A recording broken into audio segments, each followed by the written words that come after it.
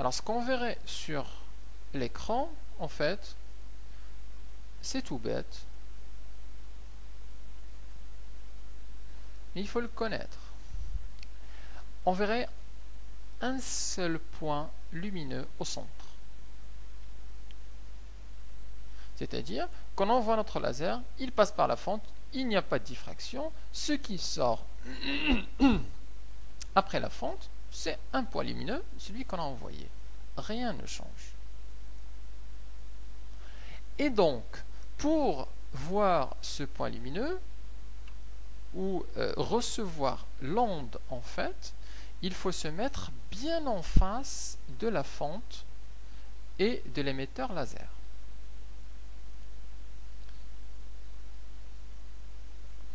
Donc pour, je dirais, recevoir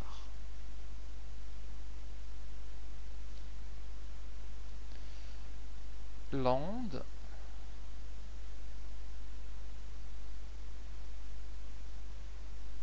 il faut se mettre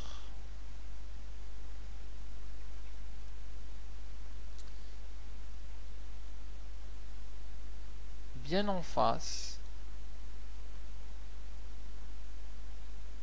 de la fente.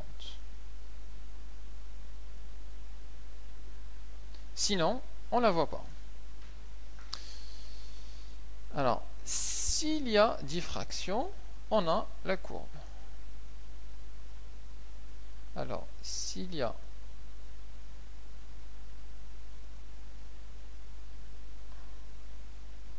diffraction, donc on a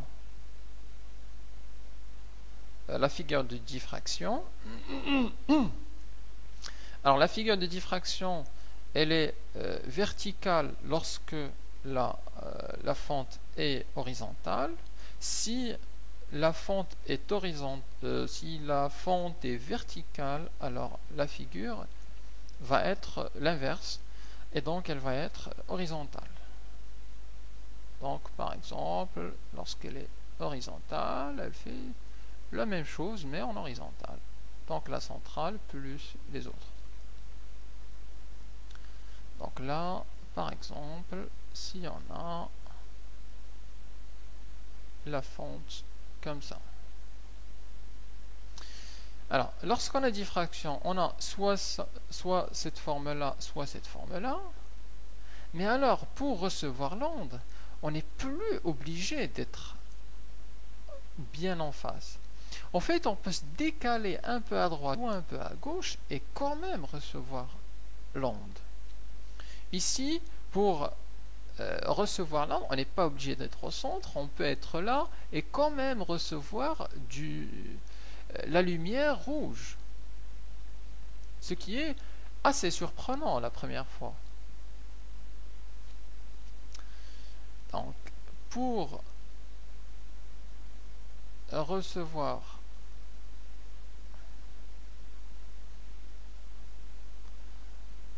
donc l'onde,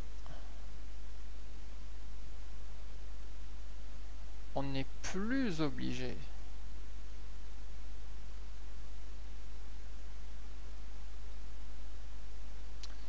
de se mettre en face.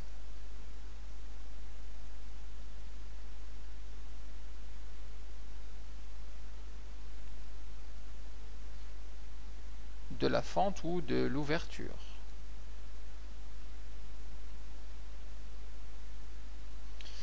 Et d'ailleurs, si vous vous rappelez de la diffraction des ondes mécaniques, on était là. Et dans ce cas-là, c'était la diffraction. Donc pour recevoir l'onde, on peut être ici et recevoir l'onde.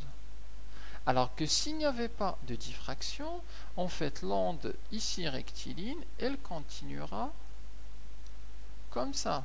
Et donc on ne recevra pas l'onde.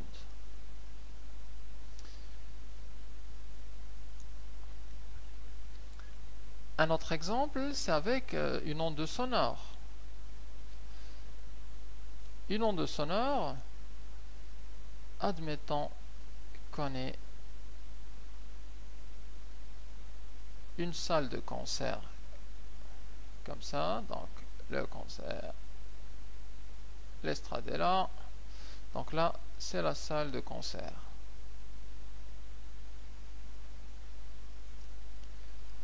Donc là, les ondes sonores, elles sont partout dans la salle de concert. Mais si on est à côté, par exemple dans le hall, et qu'il y a un groupe d'amis ici,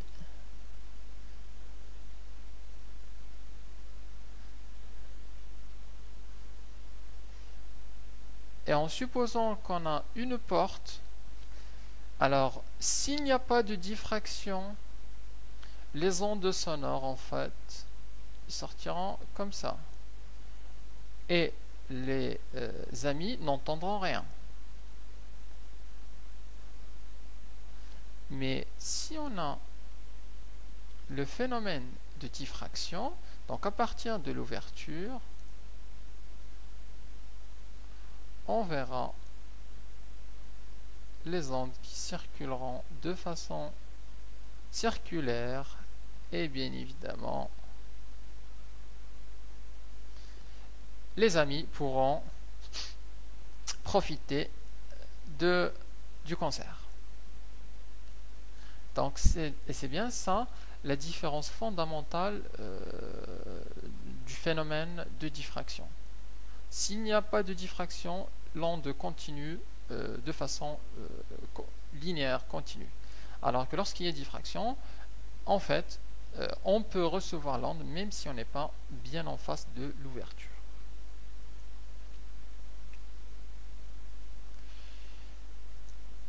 Alors, je voulais ensuite, oui, on peut passer donc au calcul. Alors, on a deux formules à connaître pour pouvoir faire les calculs. On va dessiner simplement ce...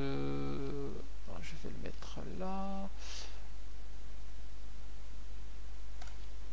Ce triangle rectangle où on va faire des calculs ici et là. Ce triangle rectangle ici où on a l'angle θ.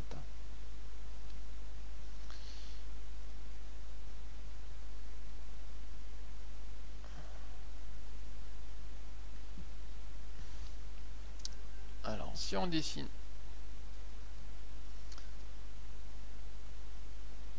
ce triangle, ça fait ici on a le θ, la distance, ici on a l'ouverture petit a, la fente, ici l'écran, donc la distance entre les deux c'est d, la tâche centrale elle est là, on connaît la longueur de la tâche centrale, c'est grand L, donc ces distances là c'est simplement L sur 2. Et donc on peut appliquer ici nos formules trigonométriques et en particulier la tangente de θ. On va dire que tangente de θ c'est égal au côté opposé sur le côté adjacent. Donc c'est l'opposé sur l'adjacent. Et donc c'est le L sur 2 divisé par grand D. Ici on connaît la formule A sur B divisé par C. Pour les fractions, ça donne A sur B fois 1 sur C. Donc A sur B fois C. Donc à partir de là, on peut dire que ça donne directement L sur 2D. Et ça, c'est la tangente de θ. Or, dans le cas de diffraction, cette distance-là entre l'écran et la fente, en fait, est très grande par rapport à L sur 2. Pour vous donner une idée, le D serait de l'ordre de 2 à 3 mètres. Et cette distance L sur 2, elle serait de l'ordre de 1 cm. Donc c'est 100 fois plus grand. Alors dans ce cas-là, l'angle θ en fait est très petit. Et l'approximation qu'on prend, c'est qu'on dit que le tangent θ est à peu près égal à θ. Et on déduit de cette relation que le θ c'est égal à tangent θ, c'est égal à L sur 2D. C'est la première formule. L c'est en mètres, D c'est en mètres, le θ, attention, c'est en radians, car cette approximation est valable pour un θ petit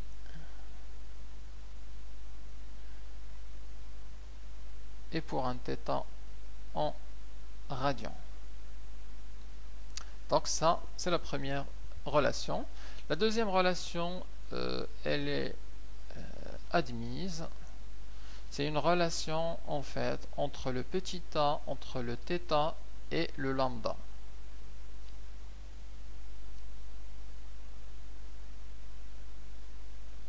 Alors, donc on sait de plus que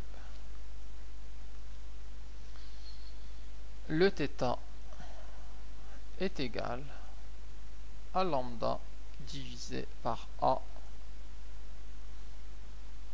Donc on a dit admise. Le lambda étant en mètres, le a en mètres et le θ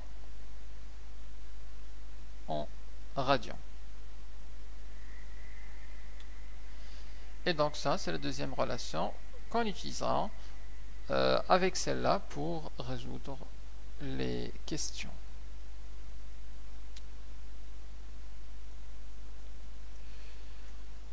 Continuons donc avec les ondes lumineuses pour rappeler les lois de Descartes et parler ensuite du phénomène de dispersion.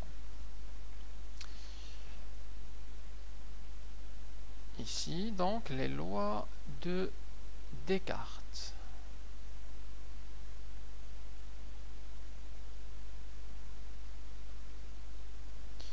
Donc la première et la deuxième loi. La première loi. Alors pour expliquer déjà ce qui se passe, on a un petit dessin, n'est pas de surplus. Alors en fait on a deux milieux. On a milieu 1 et ici on a le milieu 2 et on part à l'intersection des deux milieux. Alors si on a un rayon lumineux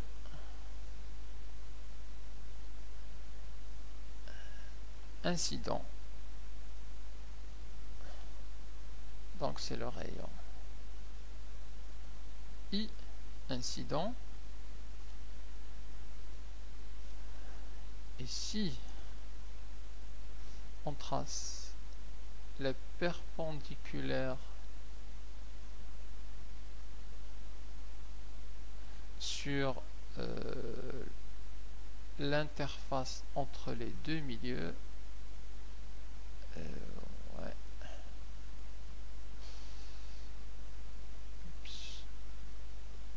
Voilà, je fais ça.